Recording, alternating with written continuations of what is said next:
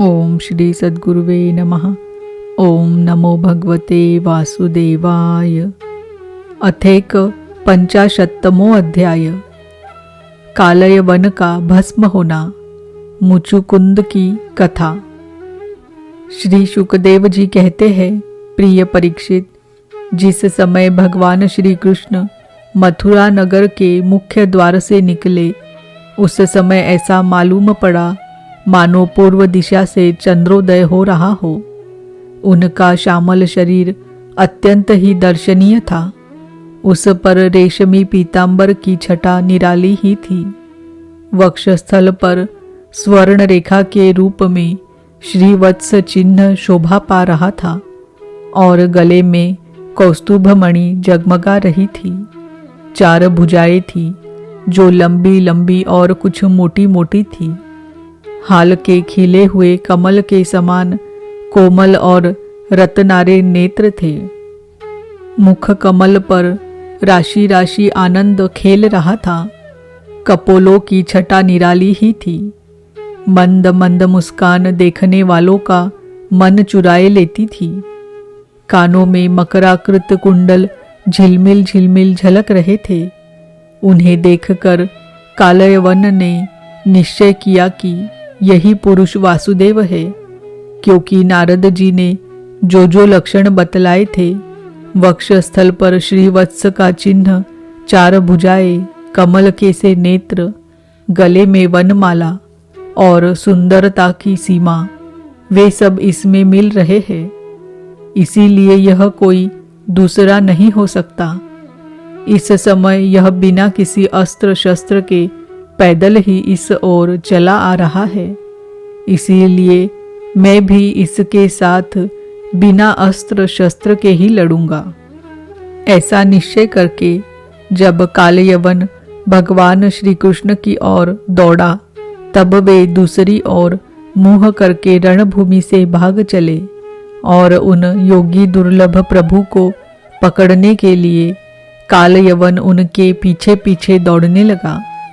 रण छोड़ भगवान लीला करते हुए भाग रहे थे।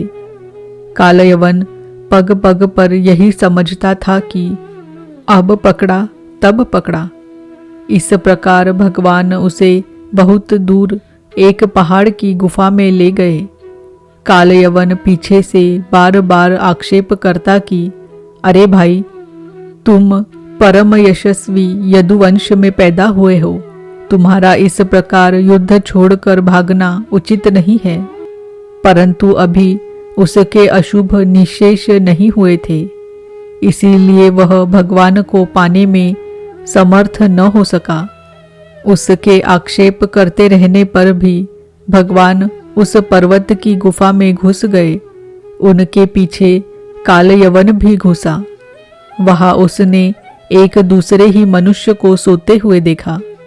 उसे देखकर कालयवन ने सोचा, देखो तो सही, यह मुझे इस प्रकार इतनी दूर ले आया और अब इस तरह मानो मुझे कुछ पता ही न हो, साधु बाबा बनकर सो रहा है। यह सोचकर उस मूढ़ ने उसे कसकर एक लात मारी। वह पुरुष वहां बहुत दिनों से सोया हुआ था। पैर की ठोकर लगने से वह उठ पड़ा और धीरे धीरे उसने अपनी आंखें खोली। इधर उधर देखने पर पास ही कालयवन खड़ा हुआ दिखाई दिया। परीक्षित, वह पुरुष इस प्रकार ठोकर मारकर जगाए जाने से कुछ रुष्ट हो गया था। उसकी दृष्टि पड़ते ही कालयवन के शरीर में आग पैदा हो गई और वह क्षण भर में जलकर राख का ढेर हो गया। राजा परीक्षित ने पूछा, भगवन, जिसके दृष्टिपात मात्र से कालयवन जलकर भस्म हो गया, वह पुरुष कौन था? किस वंश का था? उसमें कैसी शक्ति थी और वह किसका पुत्र था? आप कृपा करके यह भी बतलाइए कि वह पर्वत की गुफा में जाकर क्यों सो रहा था। श्री शुकदेव जी कहते हैं, परीक्षित, वे इक्ष्वाकुवंशी महाराजा मांधाता के पुत्र राजा मुचुकुंद थे। वे ब्राह्मणों के परम भक्त सत्य प्रतिज्ञ, संग्राम विजयी और महापुरुष थे।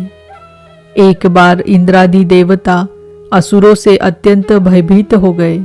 उन्होंने अपनी रक्षा के लिए राजा मुचुकुंद से प्रार्थना की और उन्होंने बहुत दिनों तक उनकी रक्षा की।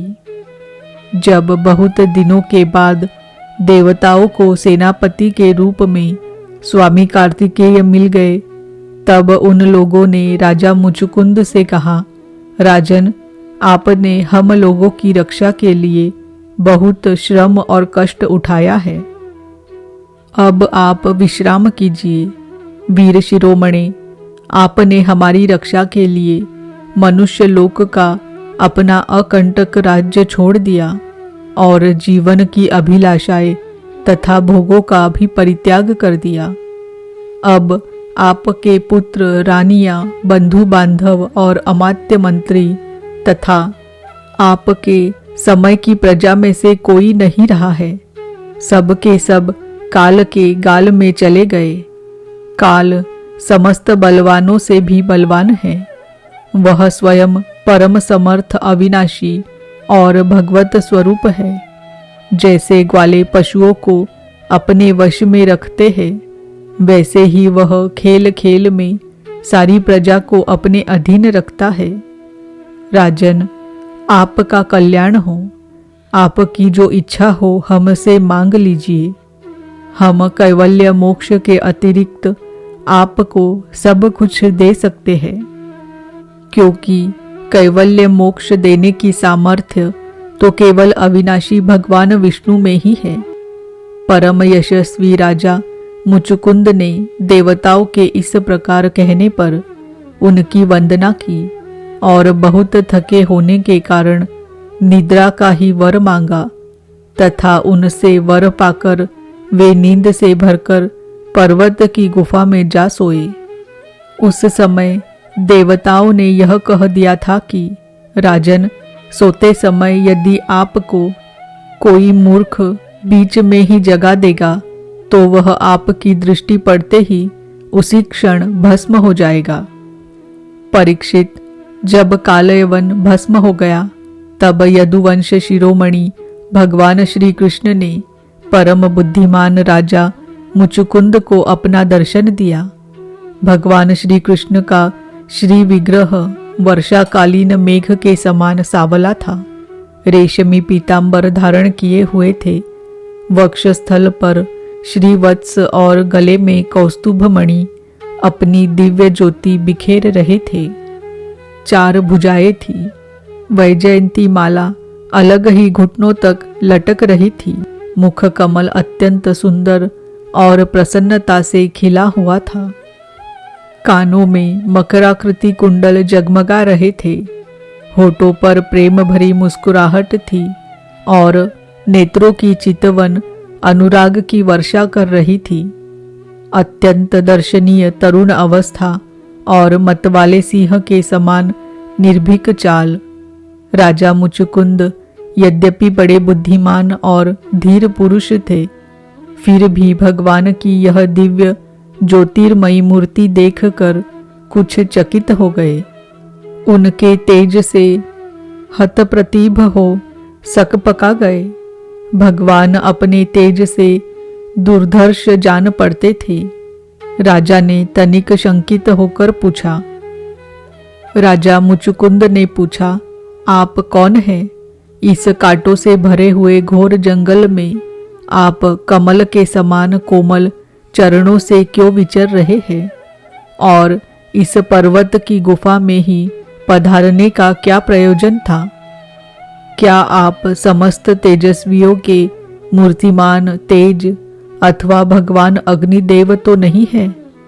क्या आप सूर्य, चंद्रमा, देवराज इंद्र या कोई दूसरे लोकपाल है? मैं तो ऐसा समझता हूँ कि आप देवताओं के आराध्य देव ब्रह्मा, विष्णु तथा शंकर, इन तीनों में से पुरुषोत्तम भगवान नारायण ही है। क्योंकि जैसे श्रेष्ठ दीपक अंधेरे को दूर कर देता है, वैसे ही आप अपनी अंग कांति से इस गुफा का अंधेरा भगा रहे हैं।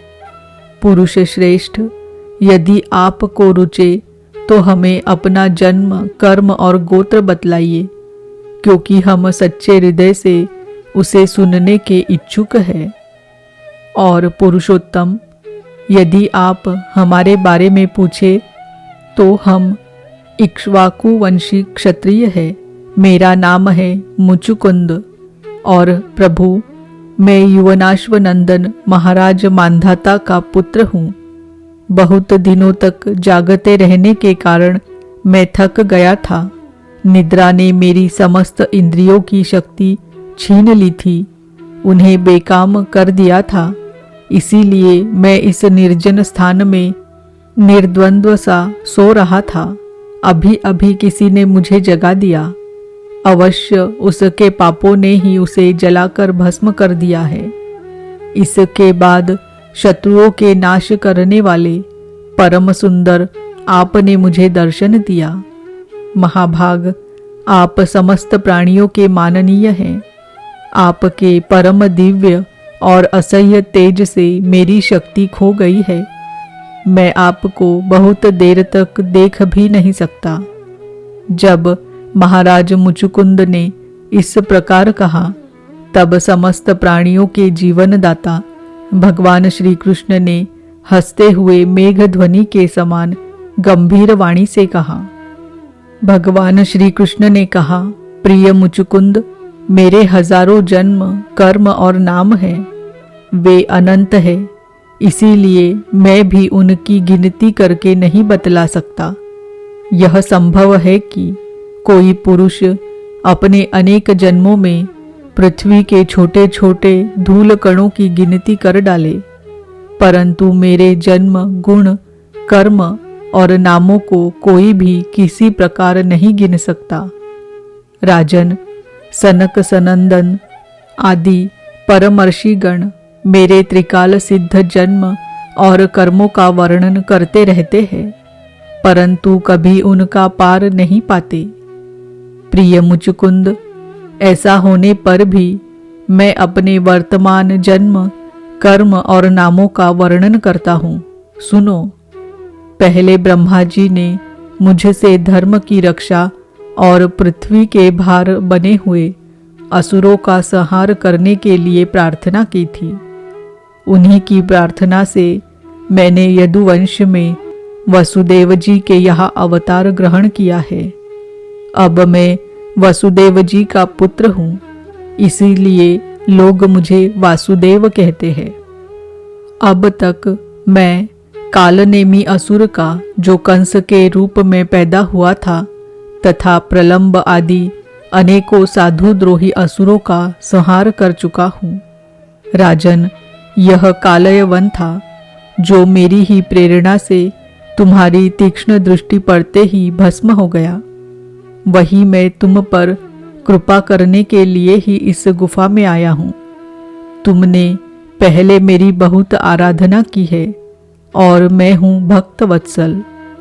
इसीलिए राजर्षि, तुम्हारी जो अभिलाषा हो मुझसे मांग लो। मैं तुम्हारी सारी लालसा, अभिलाषाएं पूर्ण कर दूंगा। जो पुरुष मेरी शरण में आता है, उसके लिए फिर ऐसी कोई वस्तु नहीं रह जाती जिसके लिए वह शोक करे। श्री सुखदेव जी कहते हैं, जब भगवान श्री कृष्ण ने इस प्रकार कहा, तब राजा मुचुकुंद को वृद्ध गर्ग का यह कथन याद आ गया कि यदुवंश में भगवान अवतीर्ण होने वाले हैं। वे जान गए कि ये स्वयं भगवान नारायण हैं। आनंद से भरकर उन्होंने भगवान के चरणों में प्रणाम किया और इस प्रकार स्तुति की।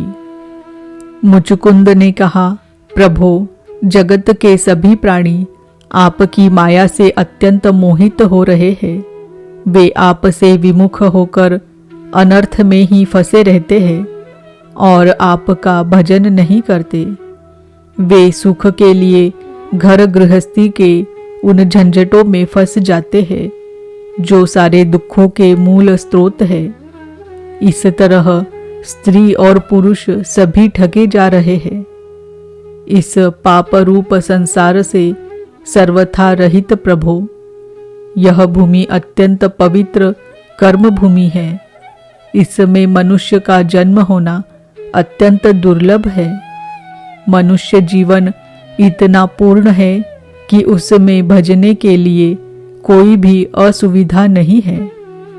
अपने परम सौभाग्य और भगवान की अहैतुक कृपा से उसे अनायास ही प्राप्त करके भी जो अपनी मति गति असत संसार में ही लगा देते हैं और तुच्छ विषय सुख के लिए ही सारा प्रयत्न करते हुए घर गृहस्थी के अंधेरे कुएं में पड़े रहते हैं, भगवान के चरण कमलों की उपासना नहीं करते, भजन नहीं करते, वे तो ठीक उस पशु के समान हैं जो तुच्छ तृण के लोभ से अंधेरे कुएं में गिर जाता है। भगवन, मैं राजा था, राज्य लक्ष्मी के मद से मैं मतवाला हो रहा था। इस मरने वाले शरीर को ही तो मैं आत्मा अपना स्वरूप समझ रहा था और राजकुमार, रानी, खजाना तथा पृथ्वी के लोभ मोह में ही फंसा हुआ था। उन वस्तुओं की चिंता दिन रात मेरे गले लगी रहती थी। इस प्रकार मेरे जीवन का यह अमूल्य समय बिल्कुल निष्फल व्यर्थ चला गया। जो शरीर प्रत्यक्ष ही घड़े और भीत के समान मिट्टी का है और दृश्य होने के कारण उन्हीं के समान अपने से अलग भी है, उसी को मैंने अपना स्वरूप मान लिया था और फिर अपने को मान बैठा था नरदेव। इस प्रकार मैंने मदांध होकर आपको तो कुछ समझा ही नहीं। रथ, हाथी, घोड़े और पैदल की चतुरंगिणी सेना तथा सेनापतियों से घिरकर मैं पृथ्वी में इधर उधर घूमता रहा। मुझे यह करना चाहिए और यह नहीं करना चाहिए, इस प्रकार विविध कर्तव्य और अकर्तव्यों की चिंता में पड़कर मनुष्य अपने एकमात्र कर्तव्य भगवत प्राप्ति से विमुख होकर प्रमत्त हो जाता है, असावधान हो जाता है। संसार में बांध रखने वाले विषयों के लिए उसकी लालसा दिन दुनी रात चौगुनी बढ़ती ही जाती है। परंतु जैसे भूख के कारण जीभ लपलपाता हुआ सांप असावधान चूहे को दबोच लेता है, वैसे ही काल रूप से सदा सर्वदा सावधान रहने वाले आप एकाएक उस प्रमादग्रस्त प्राणी पर टूट पड़ते हैं और उसे ले बीतते हैं। जो पहले सोने के रथों पर अथवा बड़े बड़े गजराजों पर चढ़कर चलता था और नरदेव कहलाता था, वही शरीर आपके अबाध काल का ग्रास बनकर बाहर फेंक देने पर, पक्षियों की विष्ठा धरती में गाड़ देने पर, सड़कर कीड़ा और आग में जला देने पर राख का ढेर बन जाता है। प्रभो, जिसने सारी दिशाओं पर विजय प्राप्त कर ली है और जिससे लड़ने वाला संसार में कोई रह नहीं गया है, जो श्रेष्ठ सिंहासन पर बैठता है और बड़े बड़े नरपति जो पहले उसके समान थे अब जिसके चरणों में सिर झुकाते हैं, वही पुरुष जब विषय सुख भोगने के लिए जो घर गृहस्थी की एक विशेष वस्तु है स्त्रियों के पास जाता है, तब उनके हाथ का खिलौना उनका पालतू पशु बन जाता है। बहुत से लोग विषय भोग छोड़कर पुनः राज्यादि भोग मिलने की इच्छा से ही दान पुण्य करते हैं और मैं फिर जन्म लेकर सबसे बड़ा परम स्वतंत्र सम्राट हूँ, ऐसी कामना रखकर तपस्या में भली भांति स्थित हो शुभ कर्म करते हैं। इस प्रकार जिसकी तृष्णा बढ़ी हुई है वह कदापि सुखी नहीं हो सकता। अपने स्वरूप में एक रस स्थित रहने वाले भगवन जीव अनादि काल से जन्म मृत्यु रूप संसार के चक्कर में भटक रहा है। जब उस चक्कर से छूटने का समय आता है तब उसे सत्संग प्राप्त होता है। वह निश्चय है कि जिस क्षण सत्संग प्राप्त होता है उसी क्षण संतों के आश्रय कार्य कारण रूप जगत के एकमात्र स्वामी आप में जीव की बुद्धि अत्यंत दृढ़ता से लग जाती है। भगवान, मैं तो ऐसा समझता हूँ कि आपने मेरे ऊपर परम अनुग्रह की वर्षा की, क्योंकि बिना किसी परिश्रम के अनायास ही मेरे राज्य का बंधन टूट गया।